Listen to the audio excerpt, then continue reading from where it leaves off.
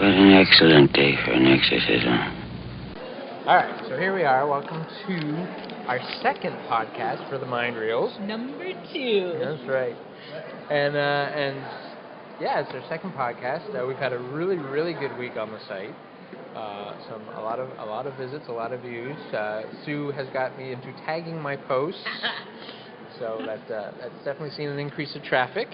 We've got a couple of things we want to talk about today because we had we also had a good week. We had a great week. We saw a premiere screening last night of Untitled Work Untitled of Paul Work. Shepard. Yes, so good. So good. Yeah, directed, written, and edited all by Jeremy Lalonde. Lalonde, yeah. Jeremy Lalonde. And starring Chris Holden-Reed and Zoe Palmer. Yep. From Lost Girl. And we also love. Yes, we do. And then, I'm going to get her name wrong. Mary someone. You're on your own with yeah. this. Who played Samantha, who was just amazing. Yeah. And you could not help but fall in love with this girl. That's right. She was adorable. I liked all of them, but we'll talk about them more. All right. Hey. But I thought everybody nailed their Oh my God! Yeah, everything was just everybody. Yeah. Including the cameraman whom we never saw. Yes, Phil. Phil was awesome, which we talked about in the post because he was a total presence in the movie despite the fact that we weren't supposed to notice him. No. Let's talk about the women in it because Chris does a great job. He does. I was like, if he'd been more Dyson-y, I was looking forward to watching him get his butt handed to him a few times. And while he had his like douchier moments, but he was so like, I don't want to say charming because it sounds too cliched, but I don't know. I was really sort of pulling for the guy. Yeah, he's likable. I just wanted to shake him a few times and go like, come on. He's not a bad guy. He's just a dumbass. Yeah. He's just a little slow to the plate. Yeah, he can't see what's in front of him. No. But Sadie was just hilarious with her the poems, her T-shirts. Yeah. She was, I can't even remember the actress's name who played her, but she was... Claire someone. I felt she nailed it. Like, she had the appropriate amount of, like, bitterness with man. a ton of... Like, you could easily see what he saw in her when he dated her. Oh, yeah. Yeah. Because when she was on, even just, like, simple things, like, she was the one that he talked to the most, too. Even just, like, over a beer, playing pool, stuff like that. You could see them still being friends after. Yes. The Man She Loves to Hate. Which is a great book, or rather a great name for a book. Great. And then Zoe, who of course is just adorable because she's Zoe Palmer. And I blame that once again on having met her at Fan Expo because we know how funny she can be. Yes. And she was so not Lauren at Fan Expo when she's being Zoe. Yeah. And then again as Haley in this film. She wasn't either. No. Which I guess is... Totally different side to her. Which is what an actor wants to do, I guess, but she just totally embodied who Haley was. Yeah. And without spoiling it, her first interview scene was probably, well, like I said in the post earlier today, probably the funniest thing in the film. And it was just so hilarious. And a juice box. And a juice box. Knowing that she brought it into her audition, no less. That was a stroke of brilliance right there, juice box. Yeah. But we love Zoe. It's who she is. Yeah, we really start off biased, but she really I honestly think every single person in that movie nailed it. Yeah, there wasn't a bad performance in the film. And the cheating in the editing was completely unnoticed. Oh, yeah.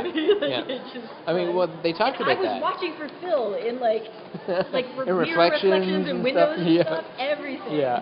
But yeah, well, they even talked about that in the Q&A afterwards, was how they put the edits and the cuts and the whip pans that were done, which makes total sense, and, a couple other filmmakers that I love do that, so I'm like, it just makes perfect sense to do it there. And they shot it in, like, 15 days? Yeah, 15 days. And it came out with that, which is just... incredible. Yeah. Mary, who played Samantha, was just fantastic because I just wanted to hug her when she was over. Oh, she was amazing. It's gonna be okay. I think she started out kind of bookish, not necessarily bookish, but very self-conscious. Yes. And she grew quirky, quirky's a good word. But then she grew into herself. And the relationship and just. Her dialogue Paul just had a hard time growing into anything. Yeah. I just want to slap him and say, dude, do not see how great this girl is. She's amazing. You can see it right from her introduction, like, to the flashbacks and stuff, where it's just like... And then finally we had this almost stereotypical mom/wife character to show how happy things could have been for her. Yeah. With Lisa. I believe that her first name is Trisha. First name is Trisha. Yes. And yeah, she was, We're like first name basis with all these. Yes. We can't remember last names right now. Could have been a really stereotypical role because it just showed a happy wife, happy mother. Yeah, she could have really one-dimensionalized it, and she didn't. She brought that was actually for me one of the second most heartbreaking, I guess, interview. Yeah. Well, especially because she doesn't understand half the things he's asking or why he's asking them. Yeah. And right there again, I wanted to slap him and say, "What are you doing? Why are you being so mean?" Just because your life sucks doesn't mean you have to make her life suck. Yeah. And of course, he's like trying to make her think her life sucks, yeah. which is even worse. It's like, stop it. Like, what happens after you're dead? And I'm like, why are you doing that? Everybody was so good, and Ray, his producer, freaking hilarious with all his panda facts. He loves the pandas. Yeah, that was a really, really great night. And there were strategically placed pandas throughout the entire film. They were very generous with their time last night, talking for about probably close to 30 minutes. Just, I think so, yeah. Fielding questions. Like a good group showed up, and everybody was really... and it because it was like a smaller theater, it started to feel like we're all just kind of hanging out. Yeah. We didn't have beers in front of us, but it almost turned into just a conversation instead of a Q&A, which was cool. So yeah, that was Friday night. And earlier in the week, we had not a book reading event. I just made air quotes there. At the Gladstone with TV's most famous villain. Cancer Man. Cigarette smoking man. That black lung son of a bitch. William B. Davis. Which was so much fun. Yeah, and I was really, really just ecstatic with how hilarious and intelligent. It was so easy to listen to. Yeah, and I've said, I think we've both said it a couple times, that seeing him in person and being able to separate him from the character, because on the show, on the X-Files, he was always very straight-faced, very somber, very dark. He was a heavy. Whereas in person, there weren't lights shining on him. Yeah. whereas in person, he's engaging. He's funny. Yeah. And he can tell a story, which is, I mean, you can tell if somebody has an aptitude for writing if they can tell a story like that. Yeah. I just can't wait to actually start reading his book. Yeah.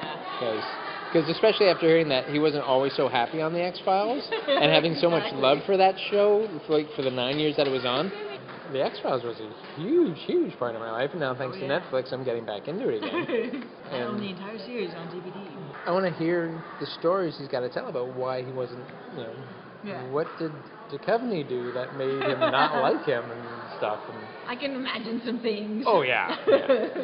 He made them move the location of the show. Yes, there was that. That's X-Files and Vancouver are like, chocolate and peanut butter. And I didn't hate when Mulder was gone, so I was okay with it. Yeah, see, that's the thing. I really like Doggett and Reyes. See, I remember at that point that I started to fade out of the series, so I'm kind of looking forward to getting to that point again, so I can watch it. Because what it did after they spent like an episode looking for Mulder, and then what it did was get back to what I loved about the X-Files. It got rid of that overall arc. The arc, and started dealing with like a different monster in every episode. Which is fun. I mean, don't get me wrong, I did love the arc, but they got so weighed down in their own mythology at that point, which is too bad. It's Where There's Smoke. Where There's Smoke, of his book. Musings of the whatever that episode was called, of the Cigarette Smoking Man. So if you get a chance, everybody, you should pick that up and read it. Absolutely. I started reading the prologue while we were waiting for it to start, and I was giggling the whole time. And there was tons of guest appearances in the audience. He had friends there from like every facet of his life. He had like a couple students from his school. He had one of the guys he went to school with was there. And then Chris Owen, who played his son on the X-Files, showed up, and we had pictures with him. And our friends who know him far better than Yes, that's a quick shout-out to Cindy and Justin for that. William signed Chris's book for him, which was awesome. But he inscribed it to him, what is it? Sorry for shooting you. Yeah, which apparently is a spoiler if you haven't gotten to that point in the X-Files. So, hell of a week. Yeah. Really good week. And while we're talking about books, I guess we should talk about... we just got the blog involved with, Sue got involved with it first. It's a program called Adopt an Indie. Adopt an Indie Author. They're kind of dealing with the quote-unquote stigmata of self-publishing, Yep. and this lady stateside named Donna Brown has put this event together for all of November, where she's getting bloggers to talk about or interview and read Yeah. a number of self-published authors. She's So bringing everybody together. Yeah. It's a kind of a unique little community to have people who read books, people who write about books, people who write books, people Yeah. who blog about books, all brought together so that you can read free ebooks and then interview people if you want to. yeah, which I'm really looking forward to. Yeah. Your book is out there, your first book, It sure is. Carving the Light, It's up for adoption. which somebody has got to adopt it because I can't, because I've already read it, and I'm incredibly biased, A little bit. but it's so good. Almost Loved it. entirely 99% biased. Yes. The book I chose is called Guardian Cats and the Lost Book of Alexandria. Dun dun. Yeah, which just I thought sounds that great. needed a dramatic chord of some sort. And it's by a lady named Rama Krambo. She sent me a quick email this morning to let me know that she's going to send it along. As soon as I read this one little blurb, I could totally see it in my head. And it's about cats. It's a hero's journey, the mythological hero's journey told with a cat as the main character who lives in a library. And as soon as you say, and as soon as you say cats in a library, it felt like it went together. I could totally see it in my head. I'm like, this is the book I need to read. So I'm looking forward to starting that very soon, and then hopefully getting a chance to interview her. I think they're going to do Adopt an Indie Author in February as well. They're Oh, trying nice. Okay, Because I've because seen a couple of posts about that as well. which But is good. I guess we'll see how November goes first. Yeah, And then they had like a rush of authors right at the last Right at- minute, yeah. I think, applying. Yeah. So then, I barely squeaked in there, but And- all of a sudden there was like, like 100 and something Yeah. books, I think. But if you hadn't squeaked in there, we wouldn't know. I wouldn't know about it, and I certainly wouldn't be involved in, even interviewing or even reading it. So. I was thinking about it, I was like, I should try and do it from a blogger's perspective, and I'm like, I don't have time to do that. I'm going to be writing NaNoWriMo novel. Yeah, there's so and much going on. hopefully talking to somebody who adopts my little book. Yes, which would be awesome, and then, somebody needs to adopt that book, so do it. Do it. Do it. We're coming up on the last week of October, Yeah. which of course brings us to Halloween. So both Sue and I were kind of tossing titles back and forth all day about, scary movie recommendations, or at least fun, spooky movies. Yeah. Because I realized, even right after I said it, there's not a lot of movies that actually scare me. Yes. Because I'll sit and watch a movie like, say, Paranormal Activity, which the first time through, yeah, that's spooky. I'm sorry, but it is. I mean, I know there's a lot of haters out there. I put the first one on my list as well. But the second time through, because I won't lie, I owned the first one on Blu-ray because I thought it was so good. The second time through, though, I start to watch it not from a point of view of wanting to be scared. I watch it from how did they do that? Yeah. And that's how I get through horror movies. I start watching them and say, okay, how did they do that? And by being able to distance myself, they're not I know scary. a certain other Tim who got through the incident by checking out how fascinating the sound editing was. Which is funny because a friend of ours who runs his own site, Dark Side of the Matinee. Dark of the Matinee. Dark of the Matinee, sorry, and he goes by the call sign Mad Hatter. Just recently watched The Exorcist for the first time, but without sound, because the sound on The Exorcist is fantastic and it's so layered. Yeah. I think that's part of it for me in a horror movie. It's got to be the sound, Yeah. and it's got to be the story. That's why I put Blair Witch on mine, the Oh, first one, because so much of it was based on sound. Yeah. Like, we couldn't see anything half the time. Yeah, which it was I think dark, the camera was yeah, shaking all over the place. But it was the stuff you heard. If you saw it in the theater, it was the things you heard around you that were... And well, that's the thing about that movie. You had to go in and you had to be willing to buy into it. Yes. Because, I know people who just... But anybody who's been camping... Oh, yeah. Like, I thought a squirrel was a bear. Huh. At night, it sounded huge in the underbrush. Huge. I didn't know how the bear got to the island. Somehow. Swam. I did see one of the titles on your list, which made me say, hey, John Carpenter, because no matter what you think of John Carpenter, you can pretty much use him as a go-to guy for at least a spooky movie. Yeah. Yeah, he has a good sense of timing. Oh, my God. Make you want to... I just thought of another one. All right. The movies from the film festival, because I go to the Midnight Madness one, so which those are like all, the creepiest and the scariest. And again, the one I'm thinking of right now is called The Loved Ones, and it won the the Midnight Madness People's Choice a couple of years ago. No, that's the one about the old lady in the house? No. Oh, okay. No, that was something close though. Okay. This was a few years ago. Oh, okay. And it was basically about this boy who gets kidnapped by a psychotic girl and her father because she wanted to go to prom with him and he said no. He wanted to go with his girlfriend, so she kidnaps him, and it's just disturbing. It's so disturbing. The director had an amazing sense of timing. He knew how to use music to like draw out the tension, and he knew how to how long to hang on to a shot before he let the audience off the hook, awesome. kind of thing. So Yeah. you're just like cringing, and there's the payoff, you know, and then the whole theater explodes into applause. But, That's awesome. And again, it wasn't scary necessarily, but it was disturbing. Well, we talked about that earlier today too, about what's actually scary. Yeah. And I think we both came down on the side that, yes, you can have a monster, you can have or even the human monster, and that's not so scary because at some point you can understand the psychology of it. Yeah. Whether you agree with it, you can understand the psychology. Except for crazy people. Nightmare on Elm Street, something. Oh, I love Nightmare on Elm Street. But that's part of it though, because at that point, Freddy is dead, so he's not. He's a spirit, and those are the things I find a little more spooky. Yeah. Is the spirits or demons. Because you can't kill him, you've already done that, Yeah. and it didn't work. Which So- is why the orphanage was.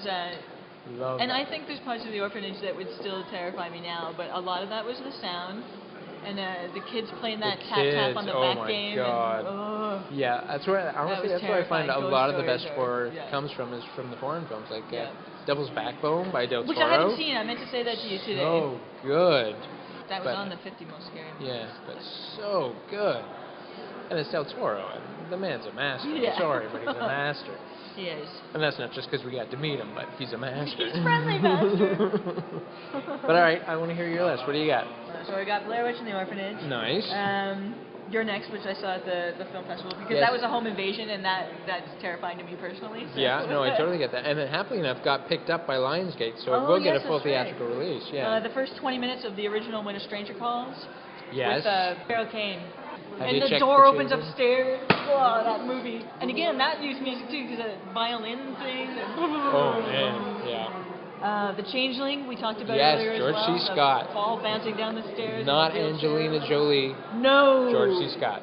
And that was the one too, I think, where they had they did kind of an EVP thing where they were recording, Yes. and the guy Yep. was scribbling on the paper, and he's like, "What's your name?" Automatic writing and stuff, yeah. Yeah. Yeah. Whoa. You could hear the voice on the tape recorder after. Likewise, Lady in White. Did you ever see that Yes. with Lucas Haas? Classic. And that was one we rented in university. I think in first year in residence. And it was, I think, probably this time of year, and we're like, let's go rent a scary movie. And so we went, we were looking all over the video store, all over, and most stuff was rented out. And we saw this movie, and we're like, oh, good, it's a PG Disney horror movie. How bad can it be? This is going to be terrifying. Yeah. So we laughed at ourselves, and we took it back to res, and everybody made fun of us, and then we put it on. Terrified. People screamed. That's awesome. But it was just one of those things. It was the suspense. That, Yeah. Oh, yeah. And the little dead girl in the school and crap. Yeah. I threw some stuff on, like the original Saw. It's not even that it was scary so much as I liked the whole Jigsaw. How much will you do to stay alive, basically? All right. The choice live or die, but neither choice is necessarily Yeah. the best The right thing. one? Yeah. I put Silence of the Lambs on there because that was actually on one of the lists. Yeah. But again, I didn't really find it scary. But No. then actually the serial killer guy, Buffalo Bill, was Buffalo creepy. Bill's kind of creepy. I think I saw it the second time in the theater, and I took my friend Rob to see it. We were in Nova Scotia. I was fine with it. I'd read the books, and I loved the idea. I love profiling. I love all that stuff. And he was losing his mind over all of this. The sequence where Clarice is in the house at the end of the movie, and Oh my all the god, lights that are was off. so stressful. Oh. And he's watching her And through he's the night watching vision. with the night Oh. vision. Yeah, that That was is stressful. so good. I mean, she first goes in to see. Insane Asylums just kill me, man. Yeah. John Carpenter's The Ward was the one from last year, I think. Yeah, I remember you talking about that one Yeah. too. Yeah. Which I don't know if it came out ever yet. Still, there's a website for it though. But I think wouldn't mind watching that again. I think it did get picked up recently. I think. I'll have And to again, check that's that. another one that I don't think would be as scary now that I know what's happening. Mm. But man, that man's good. He can Yeah, stretch I you just- out like no tomorrow. Yeah, Carpenter's got one of my favorites, which is The Thing. Yep. Love The Thing. It's not so much scary to me, unless you really start thinking about the ending. Actually, Simon Yeah. Pegg tweeted something about 3 weeks ago where he says, just rewatching The Thing, and without giving too much of a spoiler, a couple people do survive right up to the end, and he says, well, what if both of them are The Thing and they know it? And that's just spooky. Just God. The Others we talked about as well. That was Yeah, another big Nicole one Kidman. that was dealt with sound a lot. Yeah. Where the whole house is quiet until you can hear It's whispering just- in the room yeah. and crap. There's nothing scarier than children laughing in the dark. Yeah. That's just creepy. You would know, Mr. Cherub's writer. Yes, man. I would. I had the three that I won't watch because I think they'll scare me too much. To the original Texas Chainsaw Massacre. Yeah. Because the very idea behind that just disturbs me. Yeah. And The Hills Have Eyes, which we already mentioned, and People Under the Stairs. Mm-hmm. Because I was like, what stairs, man? That's And not two- Harry Potter under there, man. And Totally two of different. those are Wes Craven movies. Yeah. Yeah. Whereas, and the great thing, I don't know if we'll call it the great thing. The thing that makes Texas Chainsaw Massacre stand out, though, is the way Tobe Hooper shot it. He shot it like a documentary. Yeah. Which With just, like the gritty, yeah, like there's oh, a very yeah, gritty it's just 70s disturbing. feel to it. It's wrong. It's wrong. Yeah. I don't want to talk about it. Move on. Next question. I don't know if you've ever seen or heard of The Rise and Fall of Leslie Vernon. Yes, Behind Behind the the Mask? Mask. Yeah. I was surprised at how much I really liked that movie. Nice. And I mean, it was shot documentary style to start because they were making a documentary about this Leslie Vernon guy who wants Yeah. to be the next big legendary like- serial killer. Like Jason. Like Freddy, Jason, Mike Myers, yes. yeah. And watching them follow him around and like learn all his tricks of the trade and stuff was hilarious. Like I was killing myself. But all the horror movie cliches are dealt with and he gets everything all set up. Nice. But then there's a time where they put the camera away and it's no longer a documentary and they're no longer watching something funny. It's actually become real. This guy really is killing people, and that's when I like felt my heart drop into my stomach. I'm like, this isn't so much funny anymore as it is just sort of. Now I'm scared. Now I'm disturbed. It reminded me of Jim Carrey. It'd be like Jim Carrey as Fire Marshal Bill running around killing people, putting on the mask. That's awesome. Psycho. Psycho, the classic, yeah. Norman Bates. Because again, it's crazy people, man. They freak Yeah. me out. When you get to be that unpredictable. Yeah, and Anthony don't like Perkins it. was so Yeah, he was good just in it. brilliant. I remember watching the shot-for-shot remake with Vince Vaughn. Vince Vaughn, And, yeah. Didn't need to be done. No, it sure didn't. Yeah. And then the stuff they added in, like him masturbating while watching her get changed Yeah. and stuff, it was just not okay. It wasn't necessary. No, and it didn't work with And it who didn't work with the character character at was, all. And everything that was creepy about Anthony Perkins' portrayal of Norman Bates was laughable. Yeah. Yeah. Like people were giggling in the theater Yeah, just watching Vince Vaughn run up the stairs because he put a little swish in his hips and it was funny. Not funny in black No. and white with the everyone goes a little mad sometimes. No, we Yeah. all go a little mad sometimes. That was it. And it's Make Hitchcock. love my mother too Hitchcock much. at the Yeah. height of his game. Yeah. You can't top that. Imagine if Hitchcock and Carpenter made a movie together. Ooh. Yeah. I That'd be also awesome. put the first Scream on. Oh, And yeah. actually, because Wes I mean, Craven like is so showing much up of a it lot. is so funny, Yeah. but the parts that are disturbing really are. Mm-hmm. Like even the second one, it opened with was it Jada Pinkett Yep. Smith that got killed in the movie In the- theater, like yeah, in front of everyone, yeah. and but they're at a horror movie, so, So they think people it's just a- think it's yeah, part of the yeah. show and stuff, and they're all applauding, and she's like, "Oh, I'm dying." And Foreman got killed in the bathroom, I think. That's right. Yes, I knew one of them died in the bathroom. Yeah. Which Yeah. is also scary. There's something about bathrooms that, and I think Stephen King actually touched on that in Dreamcatcher. Oh, yeah. Which, Because it started with like the guy that like stumbles into their cabin and he's got that's right, and he ends up in the that bathroom. worm and, thing in yeah. the bath. He's like, because I remember seeing an interview with Stephen King where he was just talking about like, you know, people are at their most They're most vulnerable in the toilet, and yeah. unprotected in there. So he just sort of took the last bastion of safety away. I had the Thing on my list because I love the Thing. Poltergeist. Ah, yes. Just because for me, it's like the perfect haunted house. The Descent, which was the first movie in a long time. I almost put that on. creeped me Yeah. out. It's so claustrophobic. Nobody knows where they are. Nope. There's something in there with It them. They keeps have getting no idea. deeper and deeper Yeah. and darker. It just ratchets up the suspense, and yeah, that was the first movie that I found that when I watched it, I wouldn't always be looking at the screen. I'd kind of be looking at my feet, but kind of, and watching it out of the tops of my eyes just so I Take could look yourself away. A little bit out for a sec. Because that one had me Do going. that with Hannibal. The Shining, just simply because, although we talked about it earlier, how for you it's more comedic because. But again, I was older yeah. when I saw it, and I was already such a big Jack fan Yeah. that it was like. Whereas just the thought of those two little murdered girls standing in the hallway still freaks me out, but in a good way. And the old lady in the bathtub. Oh, the old lady in the bathtub who's alternately really attractive and then. Yeah, not so much.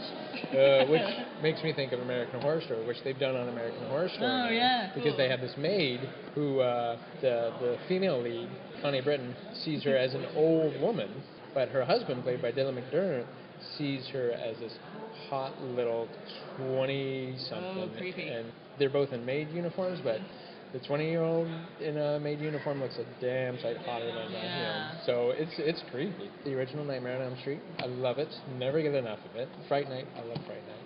I have to watch that again too, the original. Just because Roddy McDowall. Because it's been so long. I love Roddy McDowall. American Werewolf in London. American Werewolf in London is one of my favorites. Yeah, just the sound I was design thinking on neither that. of us put on, and I think we would both agree it.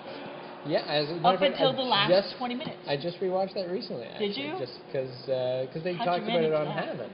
Oh, Or yeah. Haven. Because they did that great season 2 opener where they lift like the first sequence from the book and put it in the movie. I'm like, oh. But yeah. And that was stressful watching. I was like, yeah, because you're like, are they gonna? Is Pennywise down there? And yeah, they all float down here. The deadlights. And Tim Curry is he was so creepy as Pennywise. Yeah. They got away with so much. And of it was exactly how I pictured it when I read the book up until the last bit. Yeah. And it's just because it didn't translate into No. film. No. Well, I think that's They might even be able to do it better now, but you would really just have to redo the end because the rest of it should be left alone. Stephen King's stuff doesn't translate well to the screen because so much of it is internal. Yeah. And just the way the Except characters Misery. react. Oh, except for Misery. And who doesn't Which love actually, Misery? that should be on my list too, because that, but again, more just tension and stress than fear. But it's just like, dude, put the knick-knack back on the table and get your wheelchair butt back in that back room. to the bed. And then just for fun, I threw on Ghostbusters, not so much as a horror, but it's definitely a spooky Halloween kind of movie. Yes, I definitely. love my And Ghostbusters. Monster Squad. And Monster Squad, because Nice. I remember the first time I saw the Monster Squad. It stayed with me. I think I was, 15 or whatever, and it just I wanted stayed to with date me. Andre Gower, cute boy. Sure. He's cute now too. I haven't seen I saw him on something. And then I was going to put Gremlins down there, but I realized, no, that's more of a Christmas movie because it all takes place at Christmas. 3 of my favorite Christmas movies is Gremlins, Die Hard, and Lethal Weapon. Nice. So go figure. And then I also threw on here because I know you love Ghost Hunters, and I've talked about it a couple times, is Grave Encounters, which got released apparently last year. It didn't get a lot of play anywhere, but I got my hands on a copy, and I loved it. It's one of those found footage things, and it works so well. It's kind of a riff on the whole Ghost Hunters thing, and I'm definitely going to get you a copy so you can watch it, because it was a lot of fun. I would recommend it.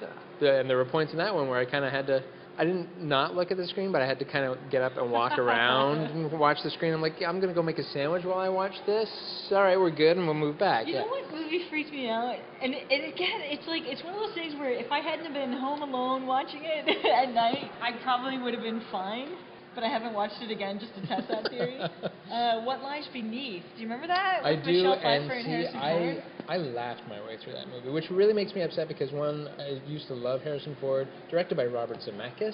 Yeah. I mean, and Michelle Pfeiffer. It's got a great... It was just all the crap about the door creaking open when there's nobody upstairs. So once again, and sound. Stuff like, right yeah, there. it's all about like sound and like little things and... I will say this, there is one movie that still freaks me out, and it's because I love the subject matter, called Communion, based on the book by Whitley Strieber. That just does not sound right. Yeah, and it's supposedly about, quote-unquote, his abduction experiences. Christopher Walken gets to play him in the movie. And there's a sequence where he wakes up in the middle of the night, and he sits up in his bed, and he's looking into the corner of his room, and the door's kind of half open, keeps leaning into the camera's frame, and he goes, is that someone there? Is there someone there? And very, very, very slowly, what is now the traditional-looking EBE, starts to peek around the corner of this door, and that freaks me out still. The whole concept of alien abduction, for me, Fire in the scares, Sky? Did you see that? Scares That the was on my crap list out of too. me. And I know there's a lot of people out there who don't believe But I buy right into that. Yeah, the probing. You gotta fear the probing, Yeah. no matter who you are, no matter what you believe. Like, sadly, much like Fox Mulder, I could cite off, a bunch of cases and Yeah. quote-unquote facts, because I'm not going to say I still don't believe, because I want to believe. I Yeah. do believe something's happening there. Get What you it that is, poster. I know there's something happening, and because we don't understand it, I think that's what scares me. Do you remember Amazing Stories? Mhm. Was that Spielberg? Yep. Produced it? Yeah. I remember, and I don't remember enough of it, but one episode was, there was something about something that happened at midnight, and you had to be asleep at midnight, and people are like, it's not the the ghost time. train. It's the I middle think. of the night. Maybe that. And there was like yeah. something that came out of the closet and dragged Oh, no, someone away when okay. they were awake. It was the creepiest thing ever. And again, because there isn't supposed to be shit in your closet. I'm gonna have to look into that one, because happily enough, all those are now on Netflix. Nice. There's a plug, Netflix. I should be getting this stuff for free now. But yeah, Amazing Stories, the complete series, is on Netflix, and I'm definitely going to have to track that one down, because I don't remember a lot of them. I remember the Ghost Train one. There's a train that comes by in the middle of the night, kind of thing, and it picks up the dead, which was cool. This one was just something, Yeah. I think you had to be asleep. And they made a big deal out of saying it's not midnight like the time, it's middle of the night, like the exact middle between dawn and dusk. Ooh. I honestly, to this day, at 39 years of age, still like do little math sometimes. What time is the sun coming up? I had best get to bed. We're getting a little too close to the middle. Because my brain does that now. If I wake up in the middle of the night and it's anywhere in what they call the devil's hour, anywhere Yeah. between that 2 and 4 a.m. kind of, I'm like, I'm going to try and go back to sleep as quick as I can now. Yeah. Not that I believe something's going to happen. I'm but not going to get up and go to the yeah. bathroom because then I'll be really awake. Great recommendations for horror movies to watch over Halloween if you're not out trick-or-treating or what have you. We got some And- classics, we got some new ones. Yeah, I We got think some good books out there to adopt. Yes. Carving the I Light, think look just it up. Google adopt an indie author Mm-hmm. And because I can't remember what the exact website is. Yeah. I know the word bags is in there somewhere. But yeah, if you Google If you that, Google it, it comes and if you throw in Donna Brown in there, who runs the Yeah. site, you'll get an instant return. She's been really friendly and helpful getting me connected with the author Yeah. I've adopted. So yeah, Same with me getting me signed Yeah, up. She was really she's definitely on the ball. yeah. I think that'll wrap up episode 2. Nice. Number 2. No. Episode 2. Episode 2, not number 2. Thank you and good night. Gotta find a better catchphrase than that. And that's the way the cookie crumbles. That's the way Sue sees it. And that's the way Sue Sees it. Good night, future boy!